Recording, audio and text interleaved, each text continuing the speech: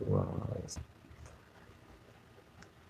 So tonight,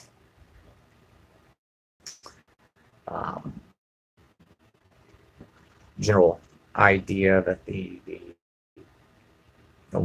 what we're doing, you know, recording public. A lot of times it kind of makes me laugh because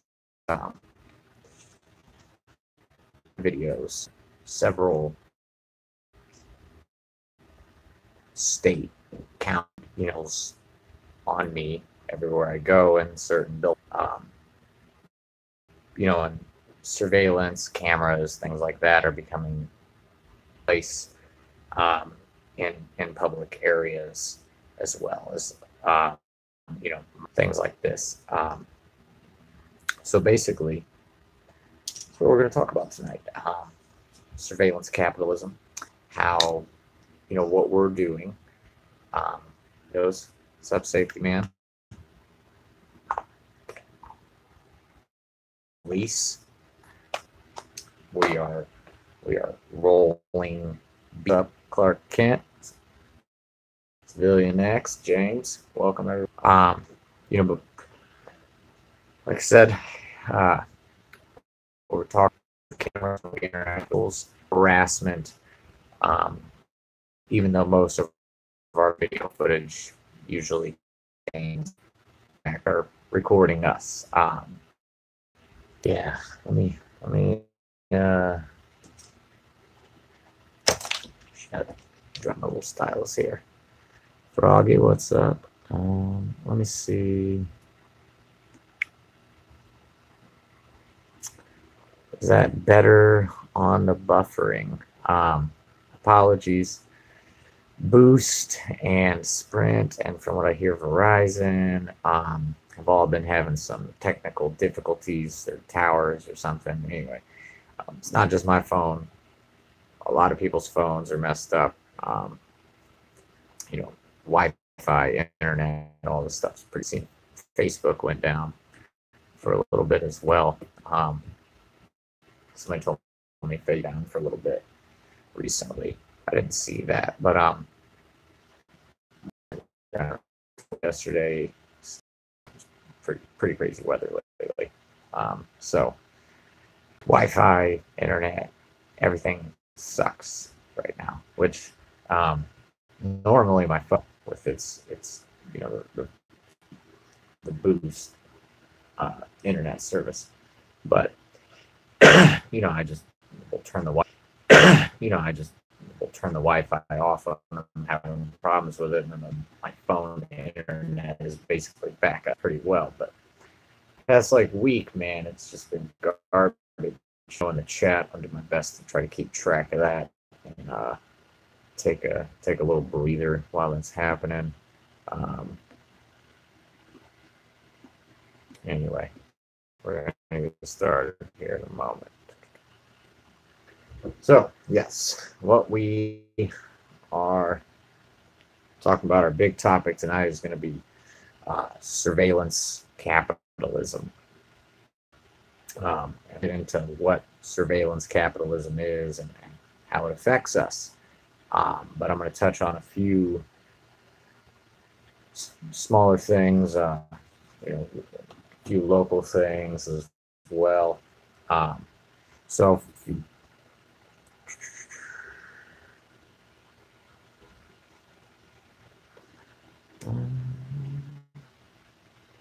actually, Froggy, that's a pretty good idea.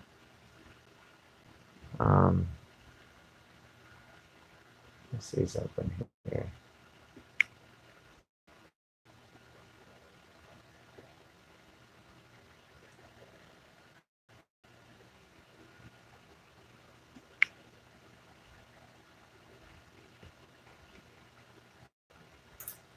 All right. Anyway, so coordinated here.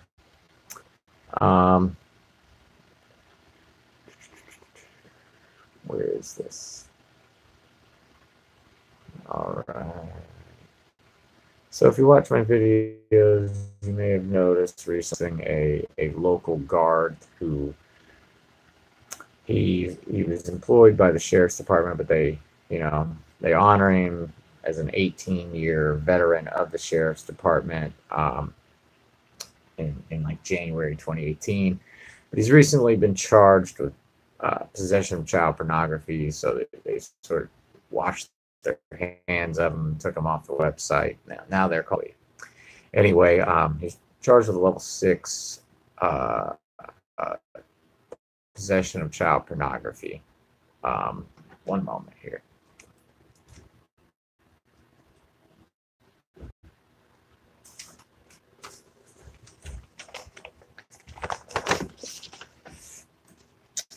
By the way, real quick side note. See that we got some camo here. We got some camo here. We got some camo there. More camo. See, I wear camouflage shorts quite often because I'm from Indiana, and it's pretty fucking for us, kind of country, kind of urban kids to wear camouflage, you know, cut off woodland camo cargo shorts fairly regularly. I just like camo. For whatever reason, there's a guy in Indiana. Shit. I'm gonna show you just how much camouflage I got. Pay attention, trolls. Let's see how many different kinds of things you can count that you can't see. Very, very strange game, I Spy. Little tidbit, but fun for everyone. We'll play games, we'll come up with quizzes, maybe we'll have prizes. And by the way, there's a $500 reward for any sort of documented evidence of any conviction relating to any of these, arrest. I call them kidnappings because there's nothing lawful about them. That are, see my trolls comment quite a bit that I'm convicted. You guys will watch these videos that are let's get to the point.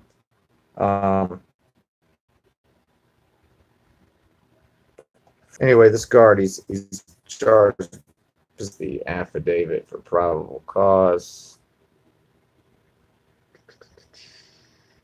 By the way, should be noted, I got this from the prosecutor's office. No problem. Full governmental agencies.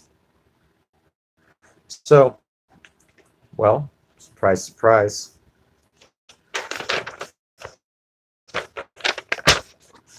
This would be March 11th. New charges, new cause number. It's got a level 5 felony now, as well as another level 6. Level 5.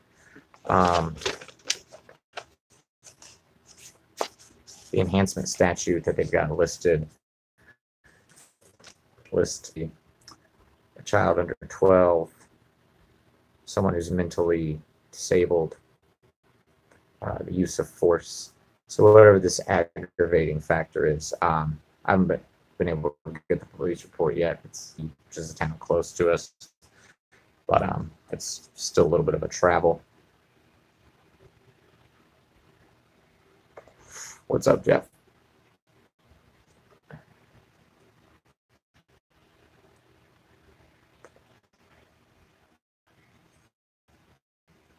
Anyway, the thing is, for his level 5 charge here is pretty serious, pretty disturbing. newspaper article that has come out. He's freely admitting that he collects child pornography. They use the word pastime, sort of try to make it seem like a hobby. You live in LaPorte. Welcome. LaPorte, Indiana, or LaPorte, Texas, or I think there's a LaPorte, Iowa, even. Hopefully LaPorte, Indiana. That would make this a much more relevant feed for you. Anyway, awesome. Welcome.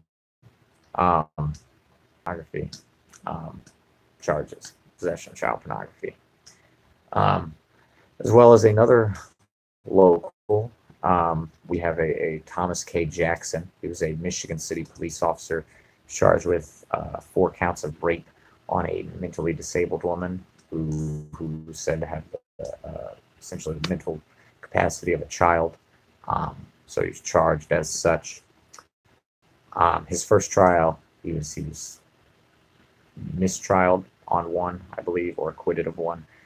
So they recharged him. Their new trial on the 3 other rape charges.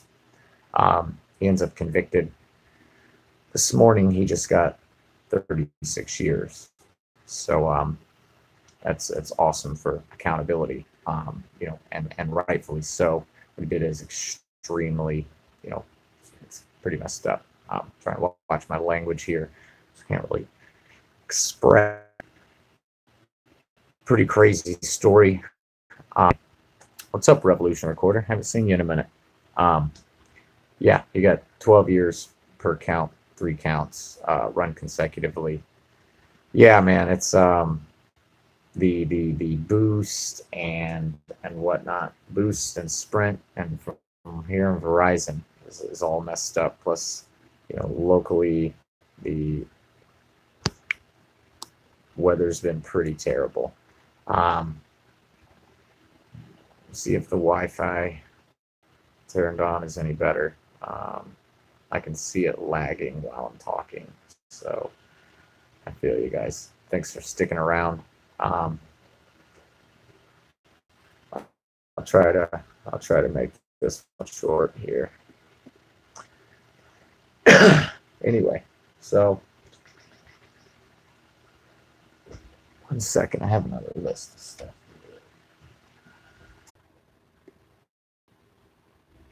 All right, so watching this later or right now locally, that's 4601-F3-0000367 on mycase.indiana.gov.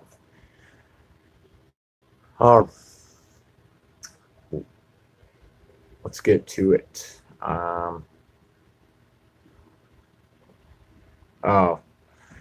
Obviously, it's been sort of circulated more, giving a police officer the middle finger is considered constitutionally protected activity. Recently, the United States Court of Appeals for the 6th Circuit, this would be in Taylor, Michigan. It's a Deborah Lee Cruz, Cruise, spelling -Gulyas, Gulyas, or Gulias, not really sure. Anyway, versus Matthew Wayne Menard individually and in his official capacity as a Taylor police officer. Docket number 18-2196. It's appealed out of the Eastern District of Michigan District Court. Anyway, some very interesting language in this case. Just came out Wednesday, March 13th. The opening sentence is, quote, fits. Pay attention, trolls. Pay very close attention. If you watch my videos,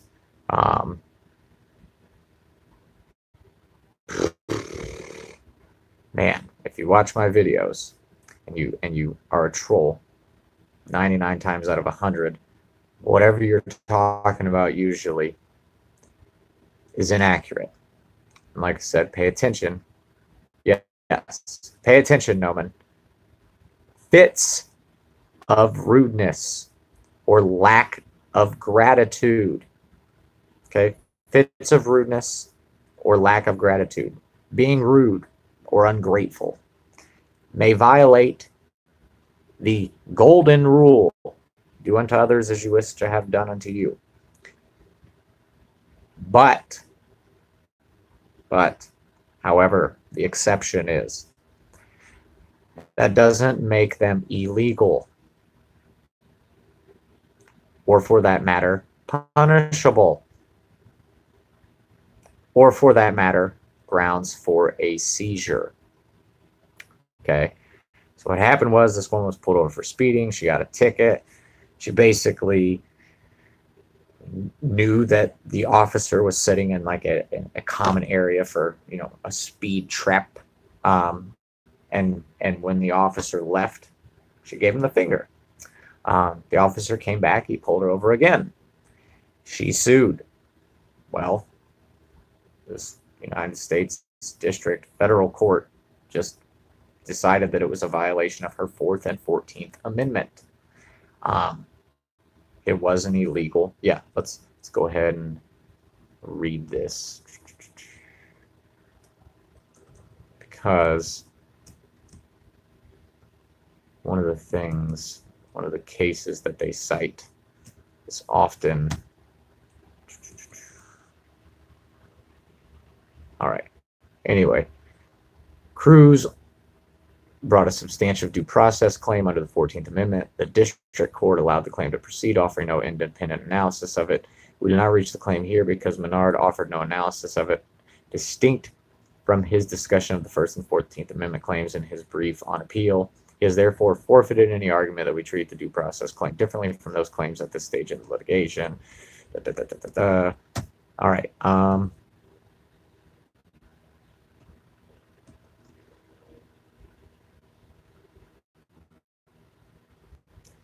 Okay, so it mentions Cohen v. California, 403 U.S. 15, 1996, it's from 1971, as well as Sandel v. Larian, Sandul v. Larian, Alrion. It's 119 F period 3D 1250, 1255. That's out of the Sixth Circuit in 1997. Anyway, any reasonable officer would know that a person who raises her middle finger engages in speech protected by the First Amendment.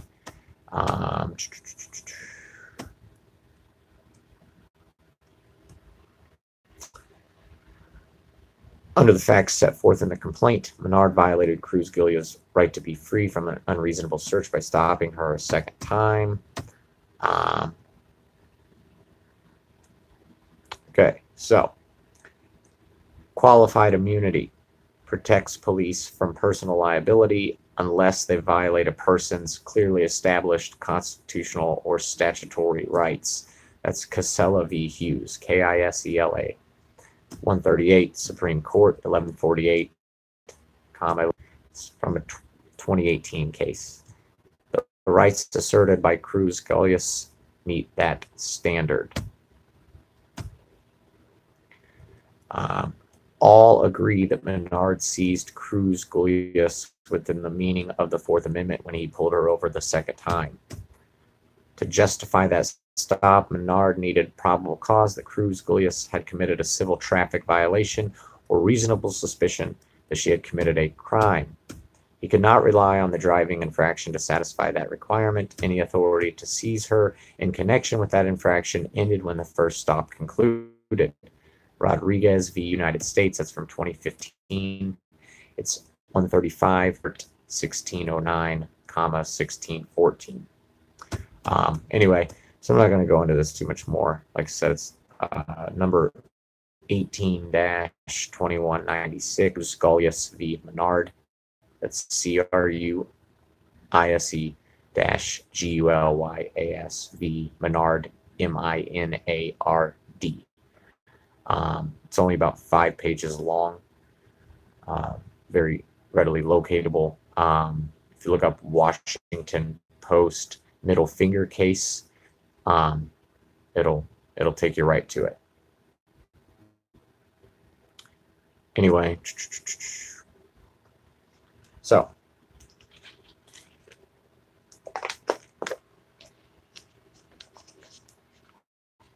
fits of rudeness or lack of gratitude may violate the golden rule, but that doesn't make them illegal, or for that matter, punishable, or the grounds for a seizure, or a search for that matter. So, anything you comment about on my videos about a general lack of respect for municipal fucking stupidity, you have no real basis in your logic, as I've been stating several times. Luckily, court spelled it out in plain English for you recently, so we can thank them. While we're giving thanks, we're going to go ahead and say, thanks to moderators, for doing the good work that they do here. There's no stylus thing there. The subscribers, thank you guys very much. You make it happen. Trolls, you guys play your part. Anybody that donates to the PayPal, thank you very much. Every little bit helps. For the people that let the ads play, because they fall asleep watching my videos, thank you. I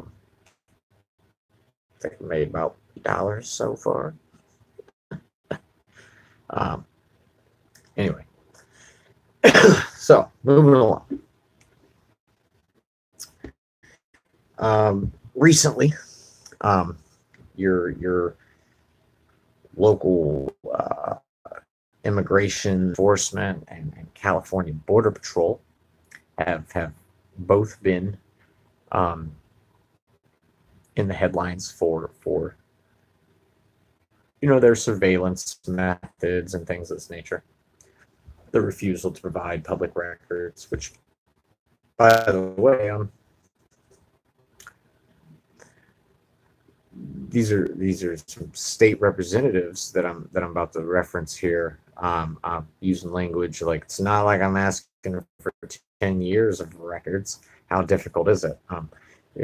I say this, I'm considered rude, so I'm assuming it's not unrude or polite for a state representative to say it about our wonderful border patrol. Anyway, so there's I'll drop links to all these articles that I'm about to reference, things of this nature. But recently, Wired put out a pretty good article, as well as a few other organizations have, referring to Connecticut police departments basically being cited by the ACLU in some very beautiful documents, as providing immigration and customs enforcement with surveillance data and license plates and things of this nature. People who are suspected of being illegal, and it sort of is highlighting the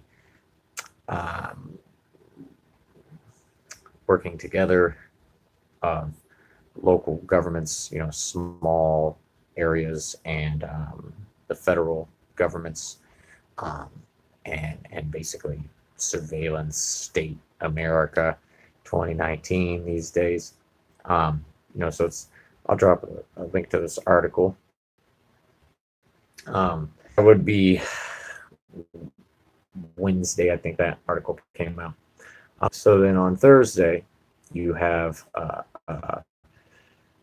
Mississippi State Representative Benny Thompson and a New York State Representative Kathleen Rice, and basically they gave the um, CBP a deadline of Thursday, yesterday, to provide records about this program. They're tracking like around 60 journalists, attorneys, activists, uh, and then other people.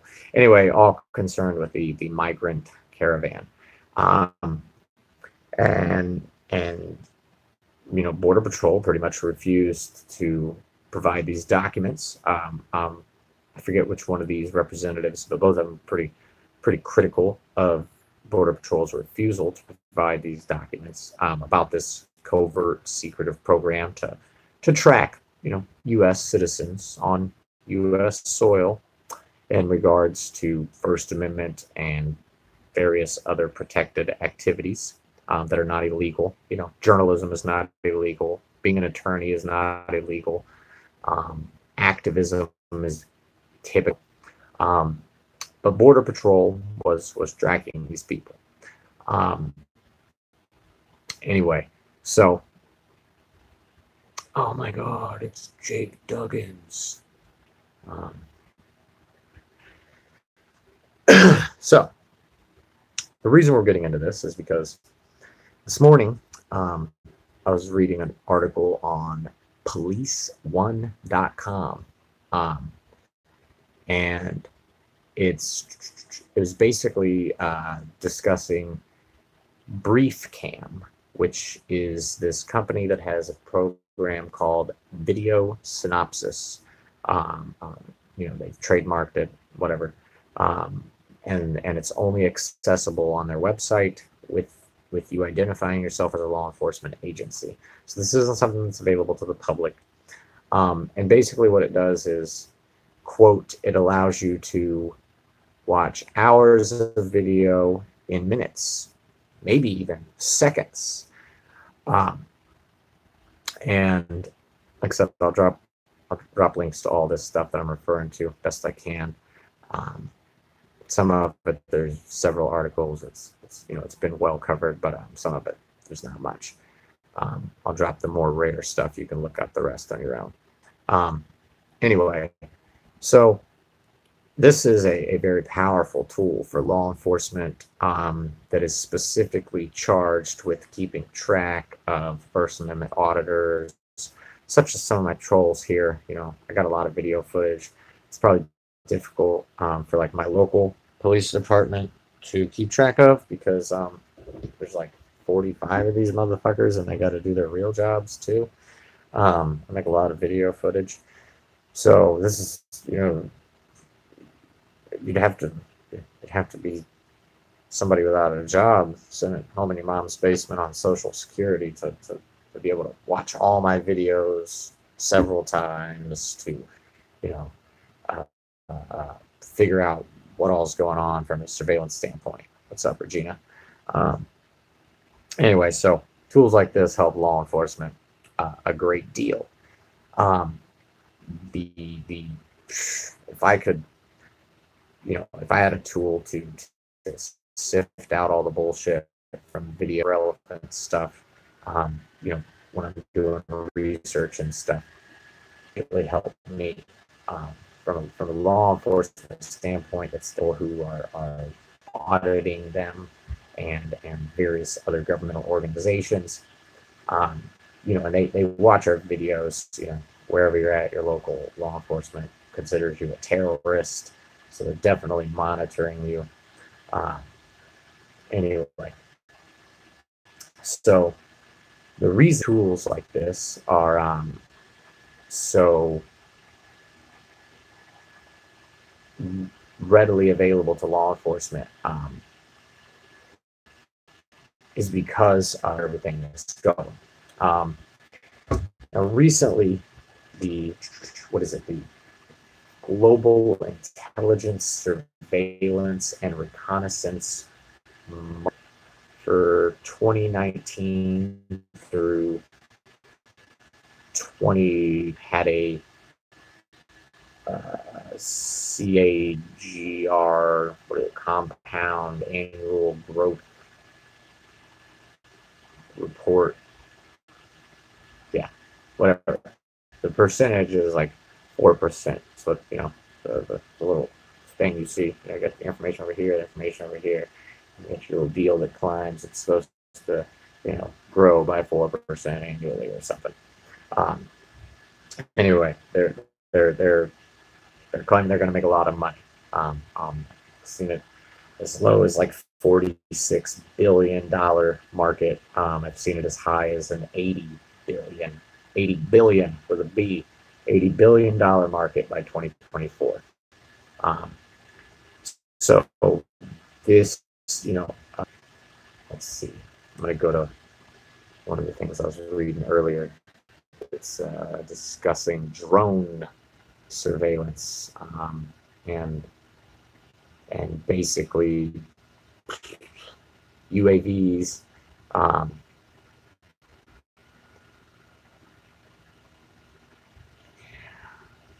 Gotta talk slower.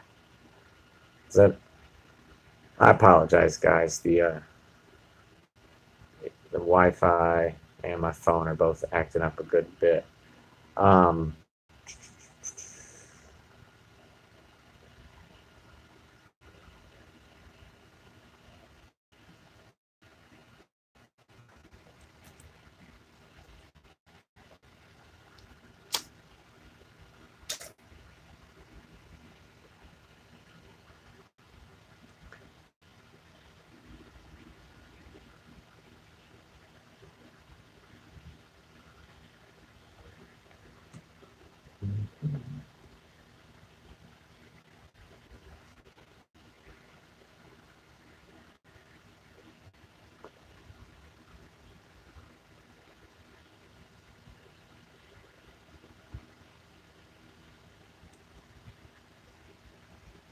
All right.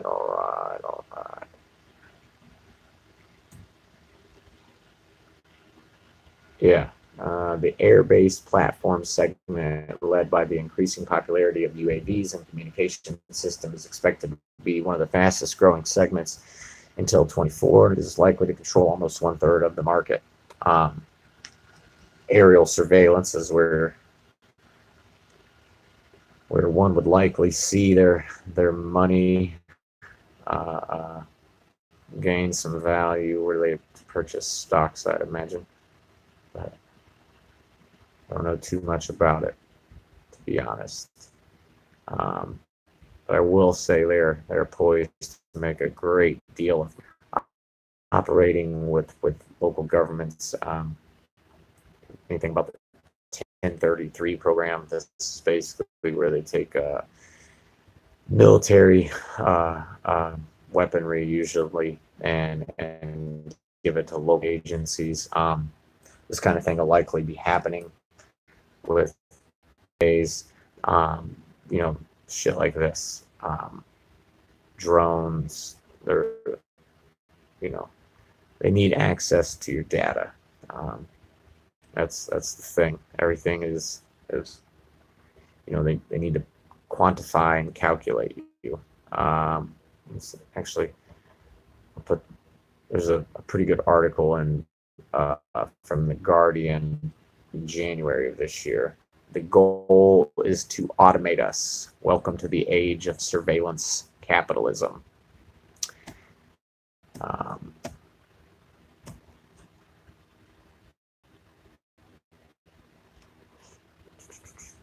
me find this article real quick here.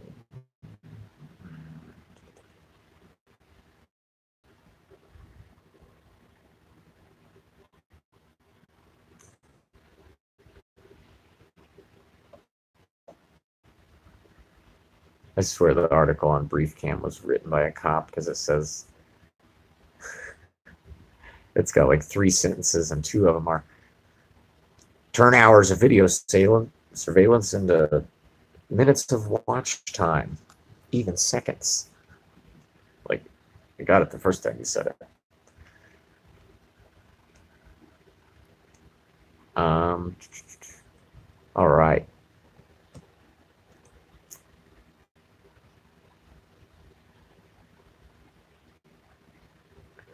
The intelligence, surveillance, and reconnaissance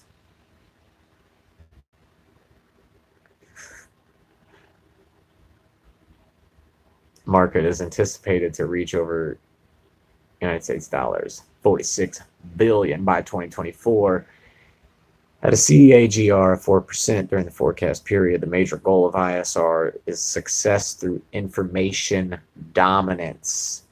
A lot of the companies, one right out of Israel, Raytheon, Lockheed Martin, Boeing, BAE, L3T, I think is one.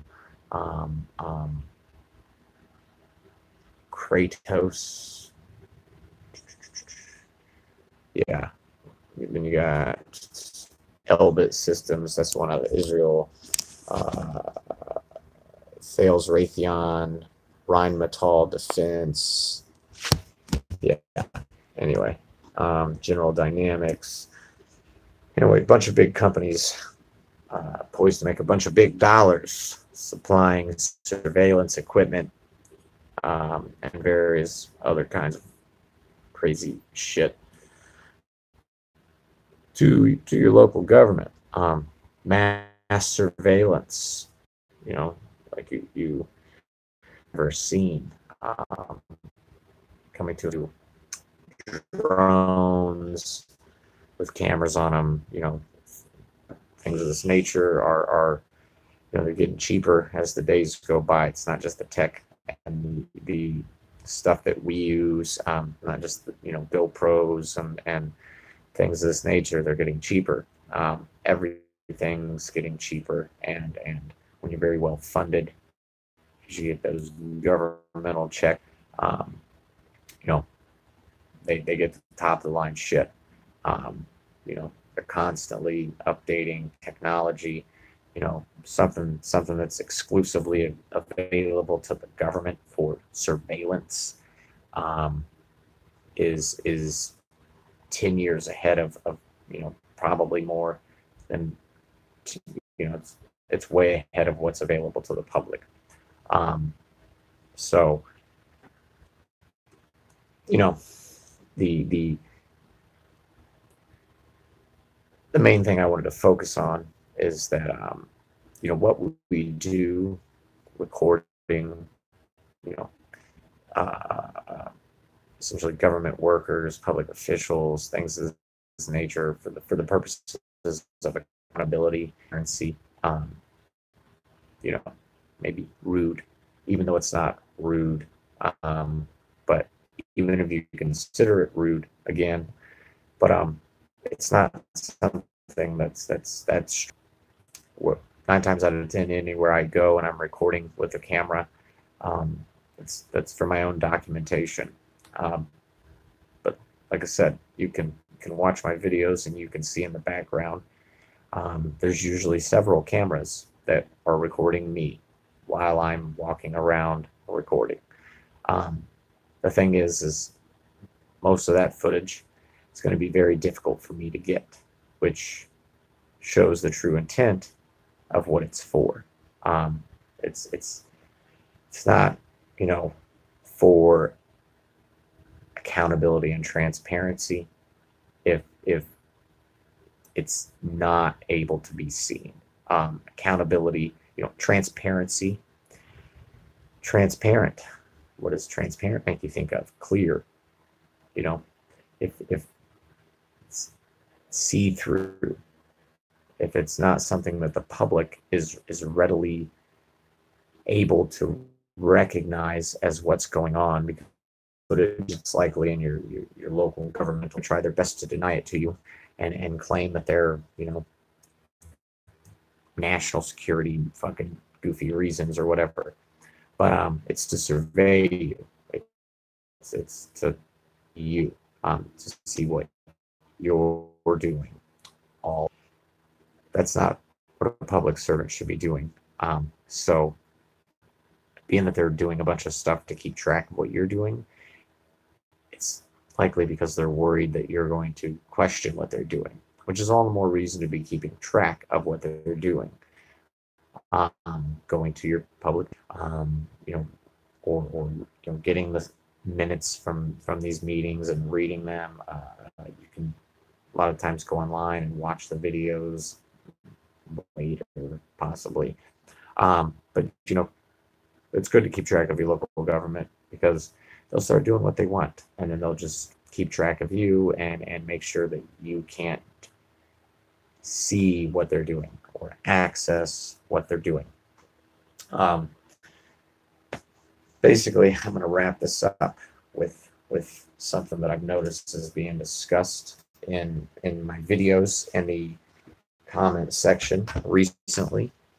And this is me attempting to get the draft minutes from a recent public meeting.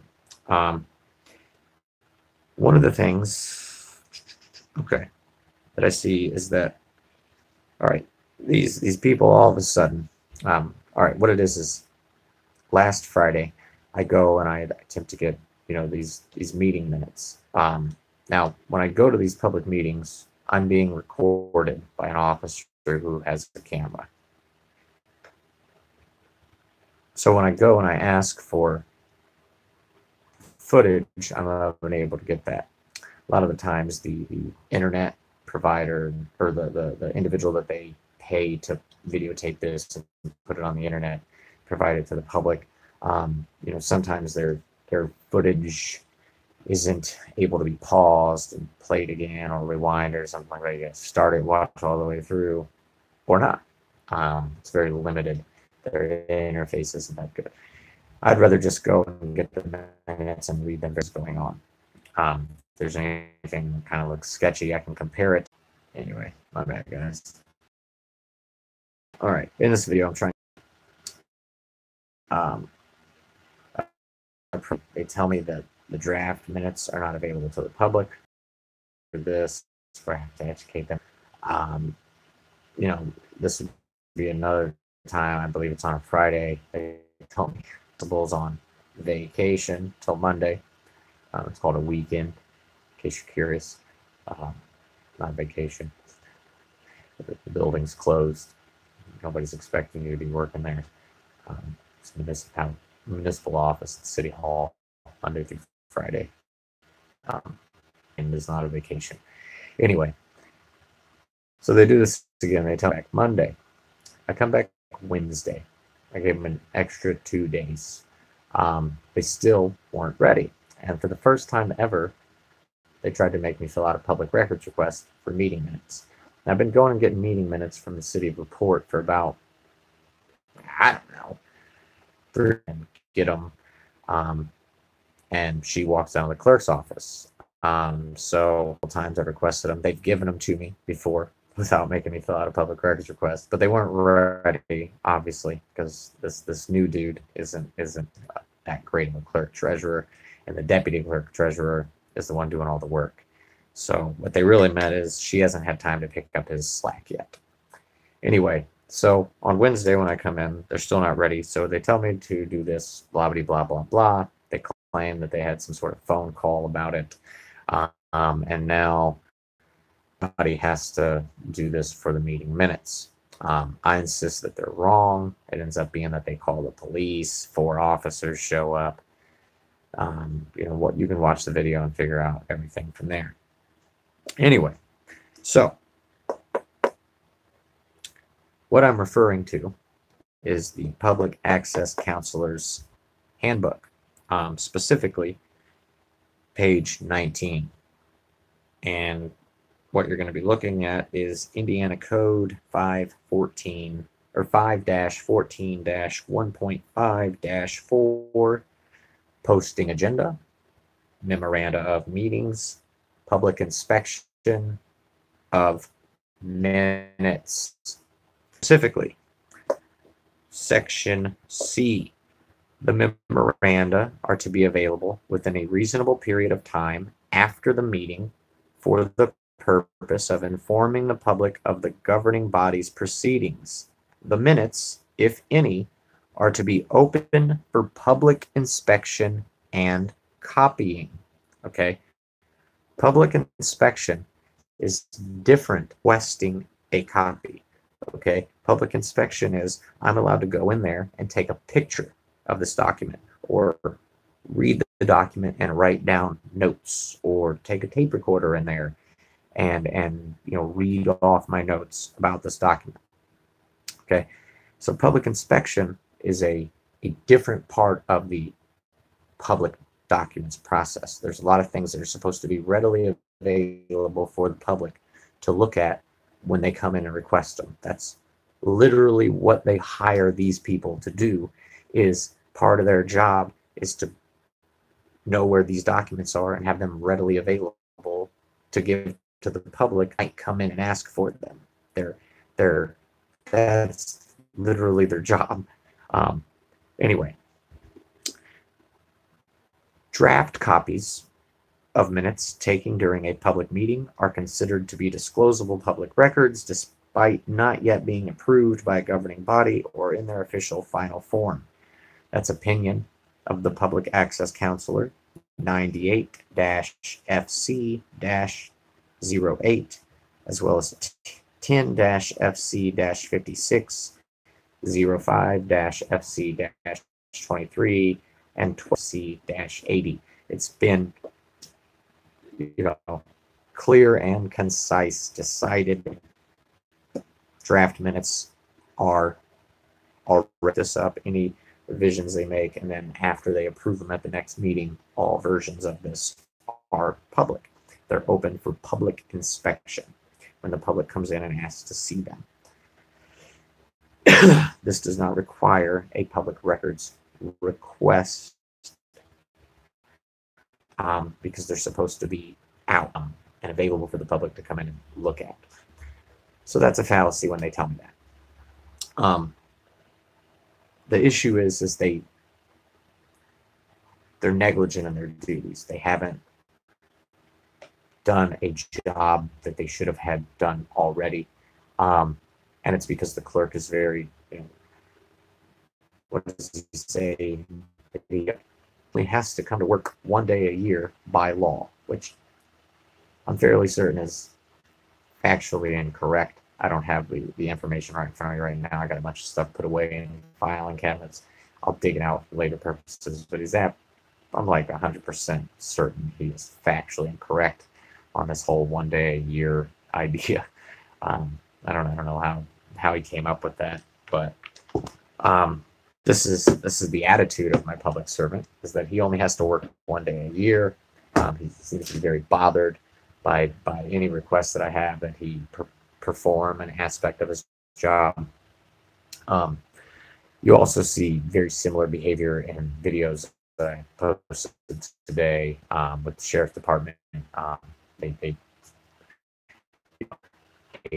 By the way, with that, I'm requesting a 911 call from it's Exhibit 6 in this Trunk or Boncinco case with the 3 cops that let the drunk EMT driver. His case has been closed. Informally, the 911 call was denied by the prosecutor's office as they're saying that they're investigating a crime. I presume perjury for 1, 2, maybe all 3 officers for their testimony on the stand in this case. But anyway, I tried to request a copy of this 911 call from 911. They refused to even give me a request, a public records request form. They denied me the form. This would be a form they previously insisted that I fill out, if you are familiar with my previous videos. But it's just they don't want you to be able to keep track of what they're doing, or know what they're doing for that matter, or definitely recognize something wrong with what they're doing and say something about it. About to be anywhere from $46 billion to $80 billion market by 2024 to surveillance you. They have figured out, the government fully understands that video footage is very, very powerful tool used correctly. And if the information is gathered appropriately, and there's enough of it to establish patterns and use algorithms and everything. This is they've got some very powerful tools, and video footage makes it all happen. So the government fully understands your capabilities as a photographer, as a videographer, in catching governmental criminal activity. So, you know, just understand, 80 billion, what you're doing works. They know it. They're trying at it than you are. So you gotta stay up on what you're doing. Make sure you don't let them turn what you're doing against you. But stay informed. What we do is very complex. Uh, Law and stuff like this involved processes that they will constantly try to change and switch up on you, so that they can claim that you have violated or incorrectly tried to assert. And this is just another one of their tactics. They what they to be able to get rid of or doctor or impose some sort of bullshit reason to you. So they deny it and switch up the process so that they can claim that you've done it the wrong way. And then by then you've run out of time to do whatever. A lot of the things, mentioned before, the attention schedules and shit like this. So, it's important to keep up on your stuff. Make sure that you're going with the most current version of information that you operate off of. Because they constantly switch it up. They're constantly updating the stuff that they use. But with that, that's about it, guys. I'm going to go ahead and wrap this up. And I'll check you guys out later. Thank everyone who stuck around tonight, even though the feed is kind of choppy and buffering a lot. Stuck between a rock and a hard place with the phone internet service wide jacked up right now. Anyway, like I said, thanks to the mods, thanks to anybody who hits PayPal, thanks to people who sent through the ads. As always, stay safe out there. Teamwork makes the dream work. And I'm going to